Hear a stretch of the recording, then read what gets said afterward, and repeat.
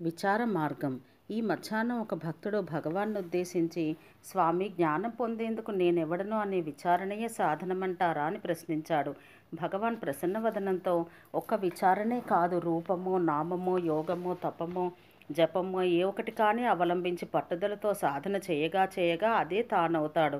అధికారి తారతమ్యాన్ని అనుసరించి ఒకటి కన్నా ఒకటి మేలని అంతరాంతరాలుగా చెప్పారు. తిరువన్నామలకు కొందరు చాలా దూరంగా ఉంటారు, కొందరు దగ్గరగా ఉంటారు, కొందరు ఊర్లోనే ఉంటారు, కొందరు హాలులోకే వస్తారు.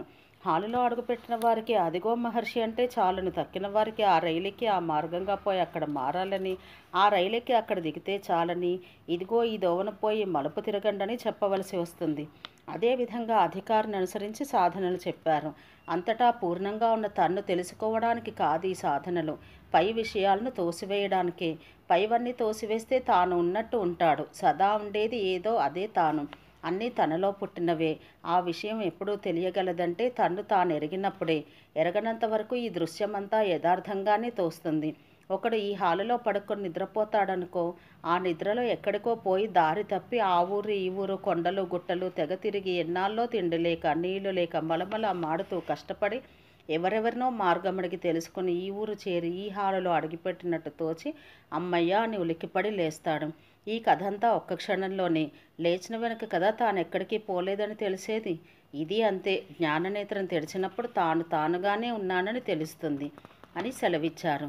అన్ని సాధనలు విచార మార్గంలో అణగినవేనని అంటారే, నిజమేనా అన్నాడు ఆ పృచ్ఛకుడు. అవును, నేనెవడననే విచారణయే వేదాంత బోధలన్నింటికీ మొదలు చివరాను. సాధన చతుష్టయ సంపత్తి గలవాడే వేదాంత విచారణకు అధికారి అంటారు. ఆ నాలుగింటిలో మొదటిదే ఆత్మానాత్మ వివేకం. ఆత్మ నిత్యం, జగత్తు మిథ్య అని తెలుసుకోవడమే అని దాని తాత్పర్యం. ఎలా తెలుసుకోవడం అంటే నేనెవరు, నా ఆత్మస్వరూపం ఏమిటి అని విచారించడమే. ఇది ముందే చెప్తారు కానీ అది నచ్చదు. ఏమేమో సాధనలు చేసి చేసి కడపట కానీ దాన్ని అనుసరించరు. ఏబిసిడీలు చిన్నప్పుడే నేర్పారు కదా. బిఏఎం ఏలైనా ఆ ఏబిసిడీలో ఇమిడినవే. ఆ పెద్ద చదువులు ఎందుకంటే నచ్చుతుందా? అంతా చదివి విమర్శిస్తే కదా ఏబిసిడీలేనని తేలేది. అన్ని శాస్త్రాలు అకారాది అక్షరాల్లో అనగలేదా? అలా అని శాస్త్రాలు వల్లవేసిన వెనుక కదా తేలేది. అలాగే ఒక్కొక్కటిను. ఎన్నో నదులున్నాయి. కొన్ని సూటిగాను, కొన్ని వంకర టెంకరగాను అక్కడక్కడ ప్రవహించి కడపట కడలిలో కలిసినట్లే అన్ని మార్గాలు విచార మార్గంలో అణుగుతాయి.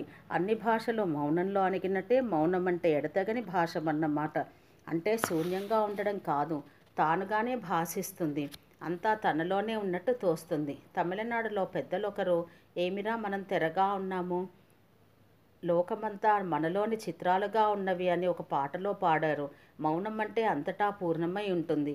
ఓం పూర్ణమద పూర్ణమిదం పూర్ణాత్ పూర్ణముదచ్యతే అన్నట్లు జ్ఞాని దృష్టికి అంతా ఒకటిగానే తోస్తుంది. వారు చూచినా చూడని వారే అని సెలవిచ్చి మౌనం వహించారు భగవాన్.